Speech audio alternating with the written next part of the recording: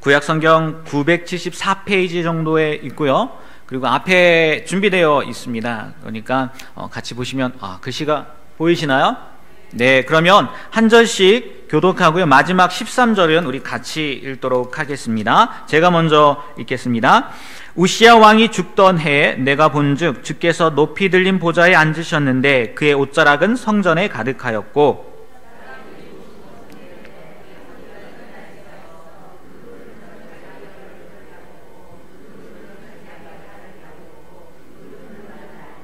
서로 불러 이르되 거룩하다 거룩하다 거룩하다 만군의 여호와여 그의 영광이 온 땅에 충만하도다 하더라.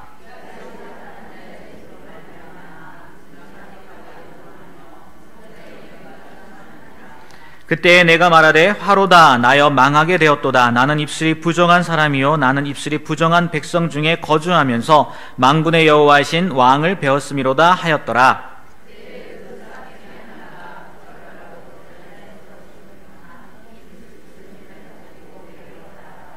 그것을 내 입술에 대며 이르되 보라 이것이 내 입에 닿았으니 내 악이 제하여졌고 내 죄가 사하여졌느니라 하더라.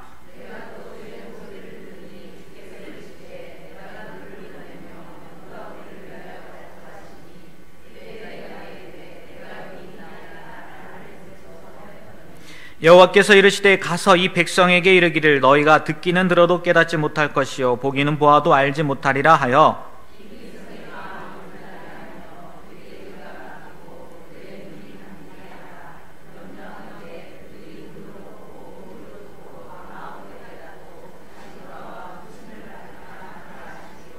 내가 이르되 주여 어느 때까지이니까 하였더니 주께서 대답하시되 성읍들은 황폐하여 주민이 없으며 가옥돌에는 사람이 없고 이 토지는 황폐하게 되며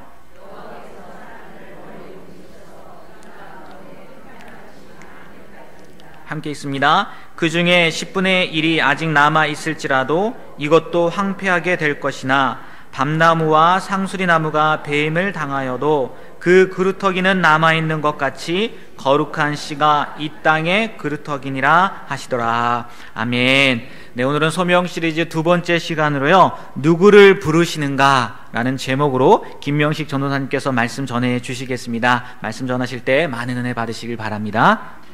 하나님의 좋으신 은총과 사랑이 우리 가운데 함께 하시기를 바랍니다. 이번 소요성서 아카데미의 주제는 소명, 부르심입니다. 지난주에 우리는 하나님이 우리를 왜 부르시는지, 하나님의 부르심은 무엇인지에 대해서 배웠습니다. 오늘은 하나님께 부름받는 자는 누구인지, 하나님께서는 누구를 부르시는지에 대해서 알아볼 것입니다. 설교를 준비하면서 어떤 말씀을 주제 본문으로 삼아야 하는지 참 고민이 많았습니다. 헨리 블랙커비의 소명이라는 책의 내용을 주제로 삼고 가지만 책의 내용만 이야기하기에는 내용이 좀 짧아서 고민이 되었습니다. 물론 설교가 짧고 빨리 끝나면 좋지만 또 너무 빨리 끝나면 안 되니까 이것을 어떻게 풀어가야 할지 준비하면서 참 힘들었던 것 같습니다. 그렇게 마음의 짐을 가지고 말씀을 준비하다가 만난 본문이 오늘의 본문입니다. 헨리 블랙커비는 자신의 책에서 하나님이 부르시는 사람에 대해서 5가지로 정리합니다. 헨리 블랙커비가 정리한 하나님이 부르시는 사람은 첫 번째, 이 세상의 모든 사람들이고, 두 번째, 응답하는 평범한 사람들, 세 번째, 주님에 의해 준비된 사람들, 네 번째, 오직 그분만 바라는 사람들, 다섯 번째, 그분 앞에 정직한 사람들입니다. 오늘은 이 5종류의 부르심을 받은 사람들을 이사야 6장의 내용으로 설명해 드리려고 합니다. 내가 누구를 보내며 누가 우리를 위해 갈고 하는 하나님의 탄식에 내가 여기 있나이다, 나를 보내소서 응답했던 이사야처럼 하나님의 부르심에 응답하는 우리가 되기를 바랍니다. 오늘 본문 말씀은 이사야의 소명에 대한 말씀입니다. 이사야가 소명을 받는 장면을 우리에게 전해주고 있습니다. 그런데 좀 이상한 것이 있습니다. 우리는 지금 이사야 6장만 읽었기 때문에 잘 못 느끼고 있지만 이상한 점이 바로 6장이라는 것입니다. 왜 선지자를 부르는 선지자를 부르시는 소명의 장면이 1장이 아니라 6장에 나오는 걸까요? 예레미야나 에스겔과 같은 다른 선지서는 하나님이 선지자를 부르는 소명이 책의 맨 처음에 나옵니다. 그런데 왜 이사야만 1장이 아닌 6장에 나오는 걸까요? 그것은 이사야의 서론이 1장부터 6장으로 볼 수 있기 때문입니다. 이사야서에 나오는 이사야의 예언은 심판 후 회복이라는 구조를 가지고 있습니다. 이사야 1장부터 5장을 읽으면 심판에 관한 내용이라는 것을 알 수 있을 겁니다. 다시 말씀드리면 오늘 우리가 읽은 본문인 6장은 5장에서 이루어진 예언의 결론 부분, 회복시키는 말씀에 해당되는 것이고 1장부터 6장에 걸친 이사야서의 서론 부분의 결론이라고 할 수 있는 것입니다. 오늘 본문은 우시야 왕이 죽던 해라는 말로 시작합니다. 제가 말씀드렸다시피 오늘 말씀은 이사야의 소명에 관한 말씀인데 왜 우시야 왕의 죽음을 이야기할까요? 그것은 당연히 우시야 왕의 죽음과 이사야의 소명이 연관이 있기 때문입니다. 우시야 왕은 어떤 왕이었습니까? 제가 이렇게 여쭤보면 이렇게 조용한 상황이 올 거라고 예상했고 또 많이 당황하실 거라고 예상했기 때문에 우시야가 어떤 왕이었는지 알려주는 본문을 제가 찾아왔습니다. 같이 한번 읽어보겠습니다. 역대하 26장 3절에서 5절입니다. 함께 읽겠습니다. 우시야가 왕위에 오를 때에 나이가 16세라 예루살렘에서 52년간 다스리니라. 그의 어머니의 이름은 여골리아요 예루살렘 사람이더라. 우시야가 그의 아버지 아마샤의 모든 행위대로 여호와 보시기에 정직하게 행하며 하나님의 묵시를 밝히 아는 스가랴가 사는 날에 그가 여호와를 찾을 동안에는 하나님이 형통하게 하셨더라. 아멘. 우시야는 16세에 왕으로 즉위했습니다. 그리고 52년 동안 나라를 성실하게 이끌었습니다. 우시야가 다스리는 52년은 정치적으로 또 군사적으로 문화적으로 경제적으로 어느 한면 부족하거나 모자람이 없는 시대였습니다. 하나님이 보시기에 정직하게 행했다고 할 만큼 종교적으로도 훌륭한 왕이었습니다. 우시야는 유다 왕국의 위대한 왕으로 손꼽힐 만큼 이웃을 정복하고 나라를 굳건하게 했던 왕이었습니다. 우시야의 유다 왕국이 얼마나 강한 왕국이었는지 알 수 있는 성경 구절이 있습니다. 역대하 26장 8절에서 9절입니다. 제가 읽어드리겠습니다. 암몬 사람들이 우시야에게 조공을 바치매 우시야가 매우 강성하여 이름이 애굽 변방까지 퍼졌더라. 우시야가 예루살렘에서 성 모퉁이 문과 골짜기 문과 성 구비에 망대를 세워 경고하게 하고. 또 이 우시야의 시대는 아수르라는 강력한 나라가 있었습니다. 이사야 당시 아수르의 왕은 디글랏 빌레셀 3세였는데 이때부터 아수르가 멸망할 때까지 약 130년이라는 기간 동안 아수르는 줄기차게 주변 나라를 침략하고 정복해 갔습니다. 북왕국 이스라엘이 아수르에 의해 멸망할 정도로 아수르는 강한 나라였습니다. 그러나 우시야는 이 아수르로부터 남유다 왕국을 든든히 지켜냈습니다. 당시 아수르의 기록에 의하면 아사랴라는 이름이 아수르의 저항 세력 목록에 첫 번째로 기록되어 있는데 이 아사랴는 우시야의 다른 이름입니다. 우시야는 이렇게 정치적으로도 군사적으로도 종교적으로도 문화적으로 경제적으로도 뛰어난 왕이었지만 말년이 좋지는 못했습니다. 늘 승승장구해서 그랬는지 몰라도 또 모든 부분에서 잘 되고 있어서 그랬는지 몰라도 우시야의 마음이 교만해져 버리고 말았습니다. 역대하 26장 16절 말씀입니다. 그가 강성하여짐에 그의 마음이 교만하여 악을 행하여 그의 하나님 여호와께 범죄하되 곧 여호와의 성전에 들어가서 향단에 분향하려 한지라. 교만해진 우시아는 제사장만이 할 수 있는 제사까지도 집례하려고 했습니다. 그래서 당시 제사장이었던 아사랴가 다른 제사장들 80명을 데리고 들어가서 분향하려던 우시아를 말렸습니다. 향로를 잡고 분향하려 했던 우시아는 아사랴와 80명의 제사장들이 그를 말리자 화를 냈고, 그 화냄으로 인해서 우시아는 나병에 걸리게 되었고, 나병에 걸린 이유는 그의 아들 요담이 대신해서 나라를 다스렸습니다. 우시아는 평가하자면 시작은 좋았지만 끝이 비참한 왕이었습니다. 이런 끝이 비참하긴 했지만 강력한 통치자였던 우시아가 죽었습니다. 오늘 본문은 그렇게 시작됩니다.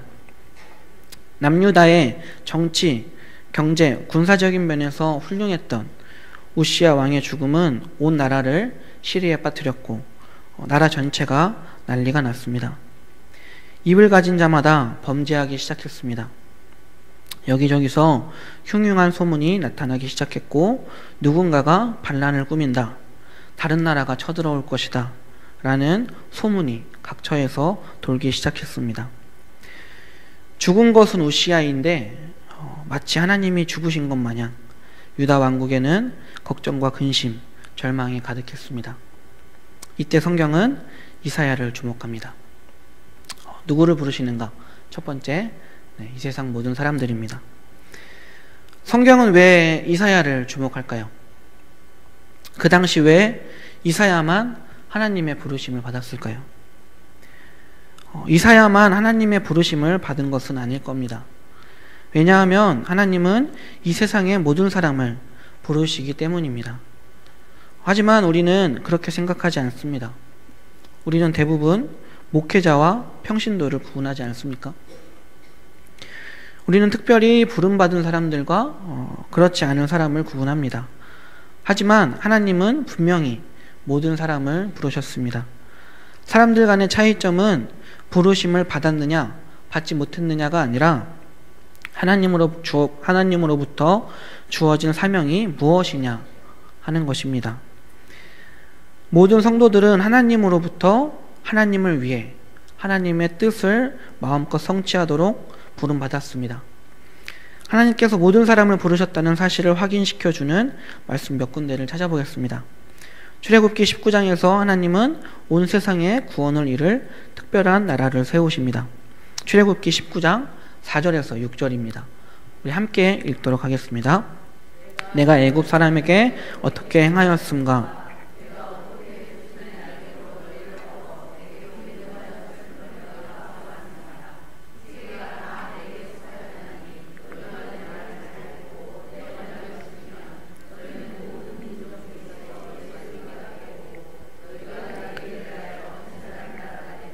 거룩한 백성이 되리라. 너는 이 말을 이스라엘 자손에게 전할지니라. 아멘. 하나님은 이스라엘 백성이 제사장직을 갖는 나라가 아닌 제사장 나라가 될 것이라고 말씀하십니다. 이 말은 모든 사람이 각각 하나님의 제사장이 될 것이라는 말입니다.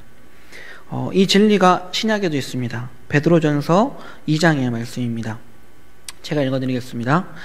너희도 산돌같이 신령한 집으로 세워지고 예수 그리스도로 말미암아 하나님이 기쁘시게 받으실 신령한 제사를 드릴 거룩한 제사장이 될지니라. 9절에서 10절 말씀입니다. 그러나 너희는 택하신 족속이요 왕같은 제사장들이요 거룩한 나라요 그의 소유가 된 백성이니 이는 너희를 어두운 데서 불러내어 그의 기이한 빛에 들어가게 하시니에 아름다운 덕을 선포하게 하려 하심이라. 너희가 전에는 백성이 아니더니 이제는 하나님의 백성이요 전에는 긍휼을 얻지 못하였더니 이제는 긍휼을 얻은 자니라. 아멘. 모든 기독교인은 하나님으로부터 부름받았습니다. 그리고 기독교인은 하나님 앞에서 그리고 우리를 지켜보고 있는 세상 앞에서 하나님의 제사장으로 일해야 합니다. 제사장직을 가진 레위 사람들은 백성을 훈련시키고 준비시키는 사명을 받은 사람들이었습니다. 하나님은 모든 기독교인들에게 성령을 주셔서 이 일을 감당하게 할 것이라고 약속하셨습니다. 우리가 잘 알고 있는 오순절 마가의 다락방에서 일어난 성령 임재 사건 때 하나님은 이 약속을 성취하셨고 베드로는 이것을 세상에 선포했습니다. 사도행전 2장 16절에서 18절 말씀입니다. 제가 읽어드리겠습니다. 이는 곧 선지자 요엘을 통하여 말씀하신 것이니 일러스되 하나님이 말씀하시기를 말세에 내가 내 영을 모든 역체에 부어주리니 너희의 자녀들은 예언할 것이요 너희의 젊은이들은 환상을 보고 너희의 늙은이들은 꿈을 꾸리라. 그때 내가 내 영을 내 남종과 요종들에게 부어주리니 그들이 예언할 것이요. 하나님은 이 세상의 모든 사람들 부르셨습니다. 하나님은 모든 사람들을 불러주셨고 그 부르심에 응답한 사람은 하나님의 뜻을 알고 행할 수 있도록 영적으로 준비시킬 것을 계획하셨습니다. 그렇다면 오늘 본문으로 돌아와서 왜 이사야일까요? 오늘 본문에서는 왜 이사야만 부름받을 것일까요? 누구를 부르시는가? 두 번째, 응답하는 평범한 사람들입니다. 많은 사람들이 이사야는 궁정 선지자 혹은 왕족이었을 거라고 추측합니다. 그래서 이사야는 각 나라의 정세와 왕국의 사정에 밝았을 것입니다. 그런 모든 상황을 알고 있었던 이사야는 그 난리통에서 하나님의 성전을 찾았습니다. 그리고 그곳에서 하나님의 영광을 보고 하나님의 부르심을 받게 됩니다. 이사야가 특별해서 그랬던 것은 아닌 것 같습니다. 왜냐하면 이사야도 똑같이 입술로 죄를 지었기 때문입니다. 오늘 본문 말씀 5절에서 이사야도 다른 사람들과 똑같이 흉흉한 소문을 내고 입으로 죄를 지었다는 것을 고백합니다. 나는 입술이 부정한 사람이요 나는 입술이 부정한 백성 중에 거주하면서 만군의 여호와이신 왕을 배웠음이로다. 하나님께서는 재능이나 능력을 보고 부르시는 것이 아닙니다. 성경을 보면 하나님이 부르시고 또 강하게 역사하신 대부분의 사람들이 뛰어난 능력을 가진 사람들이 아니라 오늘날 우리가 주위에서 흔히 볼 수 있는 기독교인이라고 부르는 평범한 사람들이라는 것을 알 수 있습니다. 평범한 사람들이 하나님께 부름을 받고 성령의 능력을 받아서 세상 속에서 하나님의 사역에 동참하는 것이 하나님의 경영 방식, 하나님의 통치 방식입니다. 부름받은 사람들의 재능이나 기술, 능력은 하나님과의 관계만큼 중요한 것이 아닙니다. 하나님이 그 사람에게 얼마나 많이 역사하시는가는 하나님과 맺는 사랑과 신뢰의 관계에 달려 있습니다. 선지자인 아모스는 자신에 대해서 이렇게 설명합니다. 아모스가 아마샤에게 대답하여 이르되 나는 선지자가 아니며 선지자의 아들도 아니라 나는 목자요 뽕나무를 재배하는 자로서 양떼를 따를 때에 여호와께서 나를 데려다가 여호와께서 내게 이르시기를 가서 내 백성 이스라엘에게 예언하라 하셨나니. 하나님은 특별한 사명을 맡기기 위해 양치는 목자였던 다윗을 택하셨습니다. 예수님의 수제자라고 하는 베드로도 평범한 시골 어부였고 다른 제자들도 우리가 흔히 주위에서 볼 수 있는 평범한 사람들이었습니다. 하나님이 그들에게 하나님 나라를 위해서 이루어야 할 사명을 맡기시기 전까지, 그들이 그 부르심에 응답하기 전까지 그들은 너무나도 평범한 사람들이었습니다. 그들이 한 일이라고는 그저 하나님께 응답했을 뿐입니다. 이사야도 마찬가지입니다. 성전 안에 들어와 앉아있는 이사야가 신앙이 좋아서 들어와 앉아있는 것이 아니었습니다. 이사야는 다른 사람들과 똑같이 당시 상황이 사람의 눈으로 보기에 너무나도 답이 없고 길이 없어서 너무나도 답답해서 성전에 들어와 앉아있는 것이었습니다. 우리 모습을 잘 돌아보면 우리는 언제 하나님께 엎드립니까? 언제 하나님께 간절하게 기도합니까? 어려움에 길이 안 보여서 살아가는 게 너무 답답해서 하나님 어떻게 합니까? 하며 절망 속에 있을 때 기도하지 않습니까? 이사야가 그랬습니다. 이사야가 잘한 것은 그렇게 절망적인 순간에 하나님께 나아간 것입니다. 하나님의 그 부르심에 응답한 것입니다. 누구를 부르시는가? 세 번째, 주님에 의해 준비된 사람들입니다. 우리들은 너무나도 당연하게 나는 아직 하나님의 일을 하기에는 부족하다. 아직 나는 준비되지 않았다. 라고 생각합니다. 제가 불꽃교회에서 지금까지 사역하면서 청년들에게 청소년부나 아동부, 유치부 교사를 하면 어떻겠냐고 이렇게 권하면 되돌아오는 답의 대부분은 내가 어떻게 누구를 가르치겠느냐. 나는 능력이 부족하다. 나는 준비가 되지 않았다. 입니다. 그래서 청년부는 속회를 울타리라고 하는데 목자, 교사가 부담스러우면 울타리 리더를 해보는 건 어떠냐라고 또 부탁하면 또 역시 내가 어떻게 울타리 리더를 하겠느냐. 나는 능력이 부족하다. 나는 아직 준비가 안 됐다. 라는 대답을 합니다. 그래서 그러면 청년부 찬양단을 하는 건 어떠냐? 아니면 예배 준비팀을 하는 건 어떠냐? 라고 물어보면 또 똑같이 내가 어떻게 감히 찬양단을 하겠냐? 내가 어떻게 예배 준비팀을 하겠냐? 나는 능력이 부족하다. 아직 준비가 안 됐다. 라는 대답을 합니다.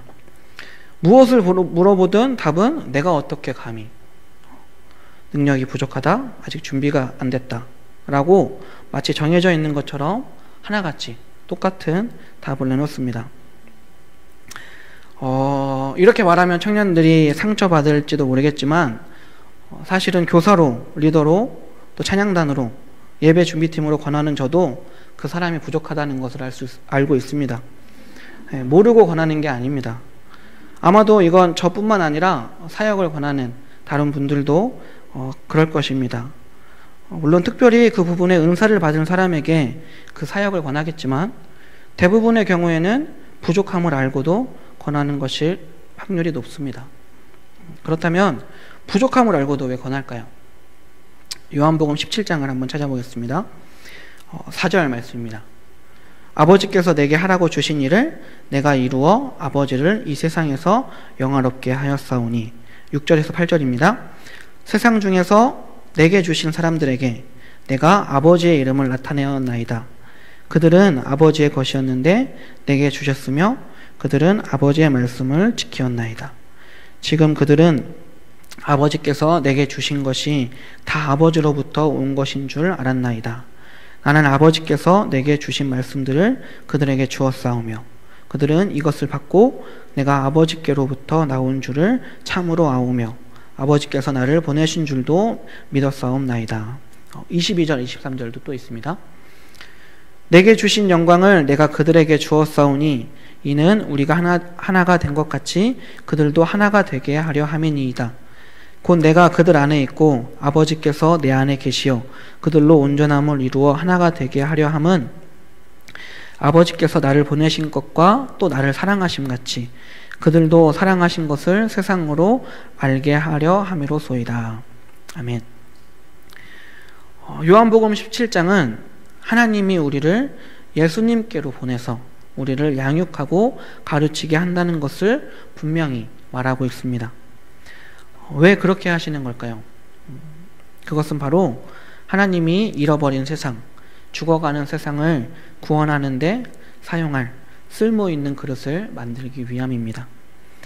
예수님은 제자들을 부르실 때 그들의 삶을 어떻게 책임질 것인지에 대해서 분명하게 말씀하셨습니다.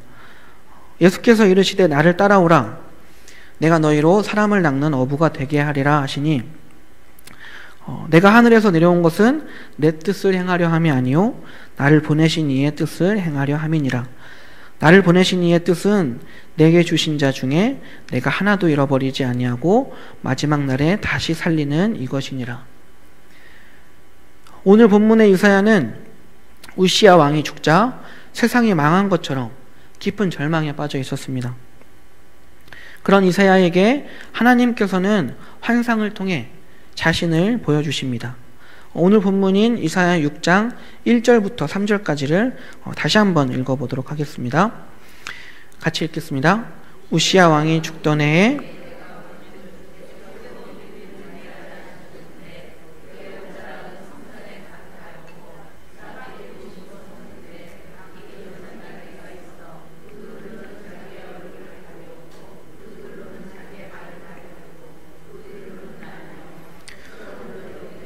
거룩하다, 거룩하다, 거룩하다. 군군의 여호와여, 그의 영광이 온 땅에 충만하도다 하더라. 여기서 높이 들린 보좌에 앉으셨다라는 말은 하나님이 통치하신다라는 뜻입니다. 성경에서 말하는 하나님의 보좌는 세 가지의 의미를 가지고 있습니다. 하나님의 통치, 하나님의 심판, 하나님이 받으실 최종적 영광. 하나님이 이 하늘 보좌에 앉으셨는데 하나님의 옷자락이 지상 성전에 가득했다라는 말은 하나님의 경영과 통치와 심판과 영광이 여전히 이 세상에서 움직이고 있다. 세상은 이제 끝이라고 남은 것은 절망뿐이라고 말하지만 그때에도 여전히 하나님의 통치와 경영은 계속되고 있다라는 뜻입니다. 하나님은 수많은 절망적인 언어와 비통한 사연을 토해내고 혼란에 빠져있는 절대 권력이 무너진 시대에 절망의 한숨 짓고 있는 이사야에게 하나님의 보좌와 옷자락이 지상 성전까지 드리워진 모습을 보여주신 것입니다. 이런 하나님의 환상은 이사야에게 걱정하지 마라. 하나님은 주무시거나 외면하시는 하나님이 아니라 하나님이 아니다. 하나님의 경영이 지금도 여전히 계속되고 있다라는 용기를 불어넣어 주시는 것입니다. 그리고 2절에서 스랍들이 하나님을 모시고 섰다라고 했는데 스랍은 세라핌이라고도 하는 천사들입니다. 스랍이라고 하는 단어는 불타다라는 뜻을 가진 사라프라는 단어에서 왔는데 스랍의 뜻은 바꿔서 이제 얘기하면 불타는 자입니다. 성경에서 나오는 불이라는 단어는 심판을 의미할 때가 많습니다. 여기서 스랍, 불타는 자가 하나님을 모시고 있다는 것은 하나님의 심판이 있다라는 것을 의미하는 것입니다.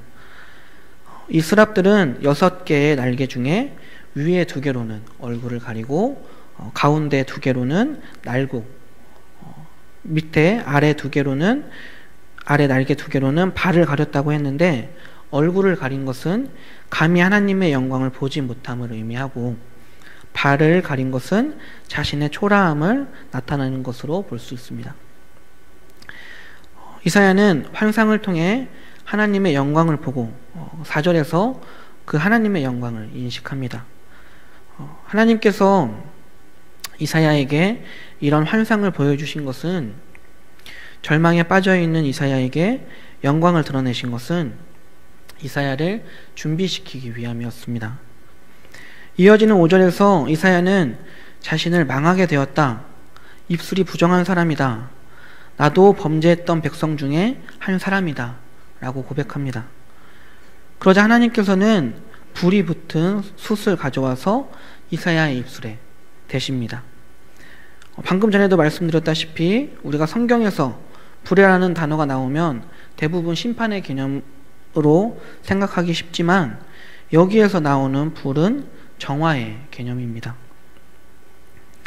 하나님께서 이사야의 입술에 불이 붙어 있는 숯을 대신 것은 이사야의 입술을 정화하신 것입니다.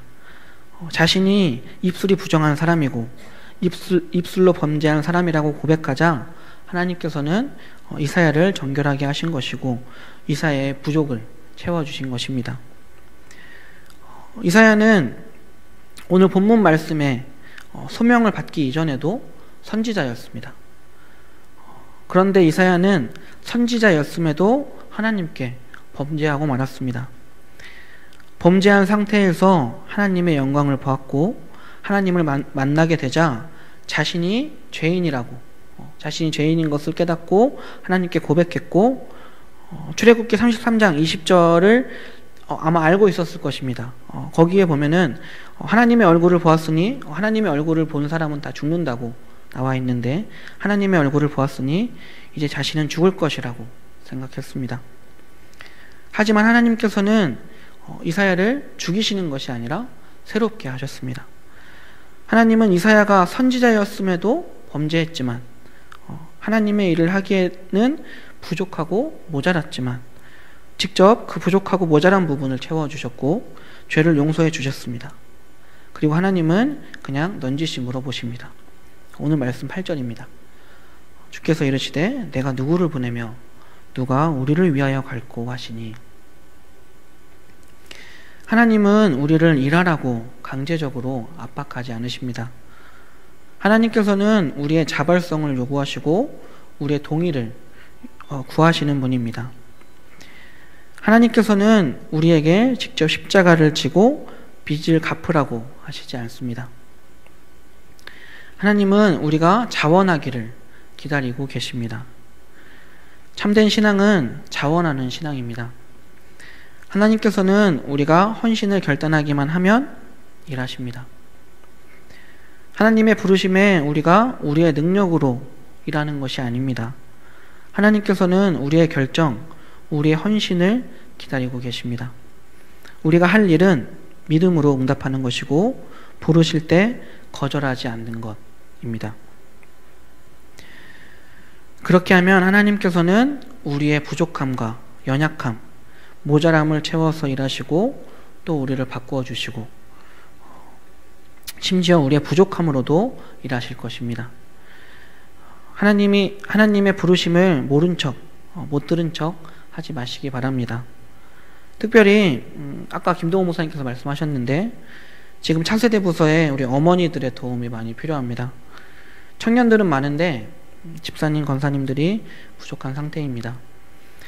하나님은 지금도 여전히 우리를 애타게 부르고 계십니다. 부족하다고, 감히 내가 어떻게 감당하냐고 말씀하셔도 소용없습니다. 하나님이 알아서 준비하시고 또 바꾸실 것이고 그 약함으로 일하실 것입니다. 부르심에 순종하는 우리가 되기를 바랍니다. 누구를 부르시는가? 네 번째, 오직 그분만 바라는 사람들입니다. 우리는 하나님의 부르심이 세상 속에서 하나님의 동역자가 되라는 부르심이라는 것을 아는 보통 사람들입니다. 우리가 하나님께 순종해서 그 부르심에 응답하면 하나님은 잃어버린 세상을 구원하려는 하나님의 뜻을 우리 삶을 통해서 펼치십니다. 즉 하나님은 이 땅을 위해 하나님 앞에 설 사람을 찾고 계신 것입니다. 요나는 하나님의 명을 피해서 도망쳤습니다. 하나님께서는 요나에게 니느웨에 가서 복음을 전하라고 하셨지만 요나는 니느웨가 아닌 다시스로 가는 배를 탔습니다. 다시스로 가는 배에서 요나는 큰 풍랑을 만나게 되고 바다에 던져지게 됩니다. 바다에 던져진 요나를 큰 물고기가 삼키게 되고 요나는 물고기의 뱃속에서 자신의 잘못을 뉘우칩니다. 하나님께서 자신의 잘못을 뉘우친 요나를 살려주셔서 요나는 자신의 잘못된 마음을 돌이켜서 니느웨 성읍에 가서 하나님의 말씀을 전하라는 사명에 순종합니다. 요나가 니느웨에 가서 하나님의 말씀을 전하자 니느웨의 왕과 백성들은 즉각 철저하게 회개함으로 니느웨 성읍 전체가 구원을 받을 수 있었습니다. 오늘 말씀의 이사야도 탄식하면서 내가 누구를 보내며 누가 우리를 위해 갈까 넌지시 물어보시는 하나님의 부르심에 내가 여기 있나이다 나를 보내소서 라고 응답했습니다. 이사야는 자신이 구원을 받았기 때문에 용서함을 받고 영적인 회복을 경험했기 때문에 유다의 백성들도 속죄함을 받고 구원을 받고 영적으로 회복되기를 기대하는 마음으로 내가 여기 있나이다 나를 보내소서 라고 응답했지만 돌아오는 하나님의 대답은 참 무거운 것이었습니다. 하나님은 이사야에게 백성들에게 이렇게 이르라 라고 하시면서 가서 전해야 할 구체적인 사역을 알려주셨습니다. 그것은 이사야가 기다렸던 구원이 아닌 심판이었습니다. 구원이 아닌 심판을 외치는 것이었습니다. 더구나 전하되 듣지 못하게 하고 보지 못하게 해야 한다고 하셨습니다. 이것은 하나님의 심판이 이미 결정되었기 때문에 하나님의 심판 계획에 영향이 없도록 전하라 라는 의미입니다. 즉 하나님이 이사야를 보내시는 이유가 그들이 경고의 말을 듣지 못했다라는 변명을 못하게 하기 위함이고, 진정한 회개가 아닌 회개의 모양만 있는 형식적인 신앙을 경계하는 것입니다. 이는 이사야가 회개의 메시지를 전해도 이미 그 마음이 어두워져서 돌이키지 않을 이스라엘 백성의 완악함에 대한 하나님의 안타까움을 표현한 것입니다. 하나님의 부르심에 응답하고 순종하는 것은 때로는 괴롭고 고통스러울 때가 있습니다. 성경에는 하나님의 부르심에 응답한 수많은 여인들이 나옵니다. 예를 들면 에스더의 응답과 결단은 유다 백성들을 살렸고, 또 사사였던 드보라는 적으로부터 하나님의 백성들을 구해냈습니다. 엘리사벳과 마리아는 하나님께 헌신함으로 세례 요한과 예수님을 낳았습니다. 막달라 마리아는 어느 날 갑자기 하나님께 붙들려서 예수님과 제자들을 보살폈고, 또 그로 인해서 하나님께 귀히 여김을 받았습니다.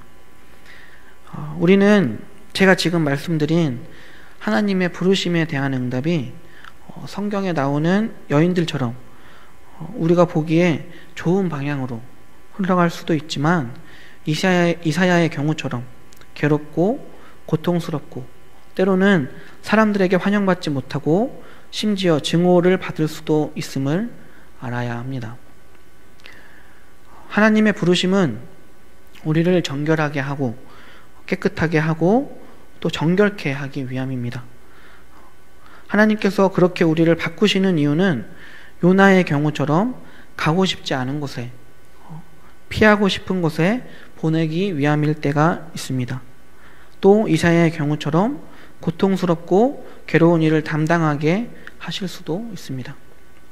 다만 바라기는 우리가 그곳이 소명의 자리라는 것을 깨닫기를 바랍니다. 믿는 사람들은 그 있는 자리가 주님께서 부르신 자리고 또 보내심의 자리라는 것을 알아야 합니다.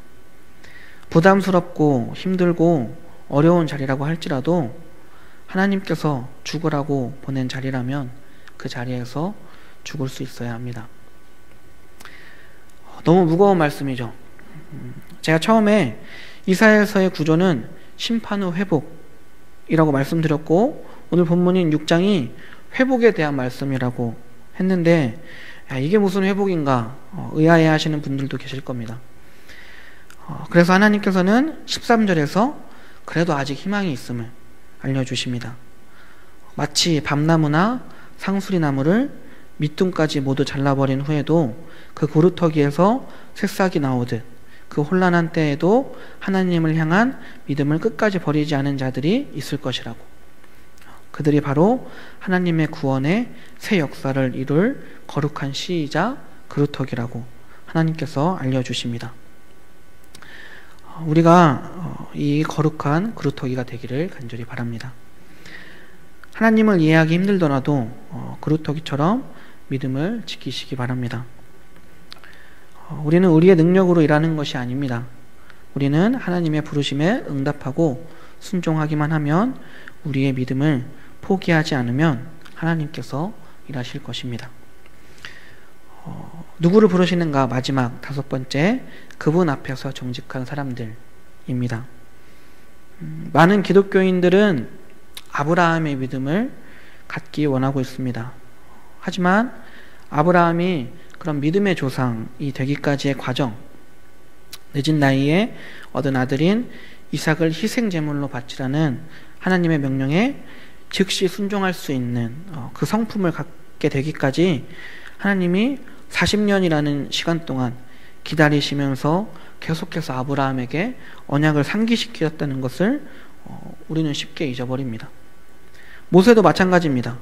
우리는 모세라고 하면 이스라엘 백성들을 이끌고 출애굽하는 든든하고 당당한 어떤 지도자의 모습을 떠올립니다. 하지만 하나님은 모세가 생물학적으로 강할 때가 아닌, 생물학적으로 완전히 불가능할 때, 모세를 40년 동안 광야에 두심으로 모든 것을 포기했을 때, 모세가 가장 약하고 무기력할 때 하나님이 모세를 불꽃으로 찾아오셨습니다. 그리고 모세를 계속해서 설득하고 달래서 하나님의 구원 사역을 이루게 하셨습니다. 다윗에게도 그렇게 하셨습니다. 다윗은 구원의 즐거움을 내게 회복시키소서라는 고백을 하기까지 실로 엄청난 고난과 또 변화를 겪어야 했습니다. 또 예수님은 끊임없이 제자들을 데리고 다니시면서 그들의 믿음 없음이 예수님과의 관계에, 하나님과의 관계에 어떤 영향을 미치는지 설명해 주셨습니다. 하나님은 늘 우리와 함께 하시면서 그의 부르심을 일깨워 주시고 우리에게 하신 말씀을 기억하게 하십니다. 또 우리 삶을 빚어가시고 인도하시는 하나님께 우리가 어떻게 응답해야 하는지 돌아보게 하십니다. 이사야는 하나님의 임재 앞에, 하나님의 영광 앞에 자신이 죄인임을 정직하게 고백했습니다. 우리도 하나님의 임재 앞에, 하나님의 말씀 앞에서 우리가 정직하게 행하고 있는지 돌아보아야 합니다. 우리의 영적 상태를 확인해 봐야 합니다. 헨리 블랙커비는 자신의 책에서 신앙 돌아보기 체크리스트를 통해서 우리의 신앙과 영적 상태를 확인해 보라고 말합니다. 이 체크리스트는 믿는 이들이 하나님과 대면할 때 자동적으로 만들어질 것이고, 그 체크리스트는 그리스도를 본받게 하는 것이라고 말합니다. 헨리 블랙커비가 예를 들어서 보여준 체크리스트의 내용은 이렇습니다. 잘 보이십니까? 네. 당신은 하나님과 하나님의 뜻, 하나님의 길을 어떻게 이해하고 있는가? 당신은 하나님에 대해 아는 것에 어떻게 응답하였는가? 하나님이 당신 안에 당신을 통해 역사하시게 되기까지 당신은 어떤 중요한 변화를 겪었는가? 이제까지의 삶 속에서 당신이 이미 눈치챈 하나님의 역사는 무엇인가? 당신이 그리스도를 닮아가고 있다는 증거들로는 어떤 것들이 있는가? 그리고 이 변화들에 대해 당신은 어떻게 응답하였는가? 그리고 헨리 블랙커비는 이 체크리스트의 질문들에 답할 때 필요한 중요한 요소들을 알려줍니다. 하나님 앞에서 하라. 하나님과 당신의 대화 통로인 말씀과 기도로 준비하라. 투명할 정도로 정직함으로 하라. 철저하게 하라. 자신에게 적절한 질문을 하라. 예를 들면, 나는 하나님을 믿는 사람인가? 그래서 나는 내가 하나님으로부터 부름받았다는 것을 알고 있는가? 이 부르심에 의해 하나님과 동역하는가? 내 삶은 하나님과의 이 관계를 끊임없이 증거하고 있는가? 질문들에 답하기가 좀 쉽지는 않습니다. 집에 돌아가셔서 조용한 가운데 한번 답해 보시기 바랍니다. 이제 말씀을 마무리하겠습니다. 오늘 본문의 내용은 이렇습니다. 이사야는 우시야 왕이 죽던 해에 성전에서 보좌에 앉으신 하나님을 보았습니다. 당시 유다는 내적으로 부정부패가 만연하고 외적으로는 아수르의 침공 위협을 받던 절망적인 상황이었습니다. 이런 상황에서 이사야는 온 세상을 다스리시는 하늘 보좌에 앉으신 하나님을 만납니다. 거룩하신 하나님을 만났을 때 이사야는 감당할 수 없는 두려움 가운데 자신의 부정함을 깨닫고, 자신이 죄인임을 깨닫고, 자신이 죽을 수밖에 없는 존재임을 깨닫고 그것을 고백합니다. 하나님을 만나고 두려움에 떨던 이사야에게 스랍이 나타나 그의 입술에 제단에 핀 숯을 대고 그의 죄가 사해졌음을 선언합니다. 하나님 앞에서 죄사함, 정결함을 받은 이사야는 하나님의 부르심에 자원하는 마음으로 그 부르심에 즉각 순종합니다. 그러나 이사야의 사명은 완악한 백성에게 구원이 아닌 심판을 선포하는 것이었습니다. 사람들에게 환영받지 못하는 길이었음에도 이사야는 부르심에 전적으로 헌신합니다. 하나님은 이사야가 특별해서 부르신 것이 아닙니다. 하나님께서는 모든 사람을 부르십니다. 그리고 하나님은 그 부르심에 응답하는 사람을 들어서 쓰십니다. 부족하고 또 연약하고 모자라도 괜찮습니다. 하나님이 모든 것을 주관하시고 또 준비하셔서 부르심에 합당한 모습으로 바꿔주시기 때문입니다. 하나님은 지금 이 순간에도 내가 누구를 보내며 누가 우리를 위해 갈까 탄식하며 부르심에 응답하는 사람을 찾으십니다. 우리도 이사야처럼 내가 여기 있나이다, 나를 보내소서 즉각 응답할 수 있는 사람이 되기를 바랍니다. 우리의 힘으로 일하는 것이 아닙니다. 우리가 그 부르심에 결단하기만 하면, 그 부르심에 응답하기만 하면 하나님이 일하실 것입니다. 패역한 시대에도 믿음을 지킴으로 그루터기로 남아 세상의 희망이 되는 우리가 되기를 바랍니다. 기도하시겠습니다.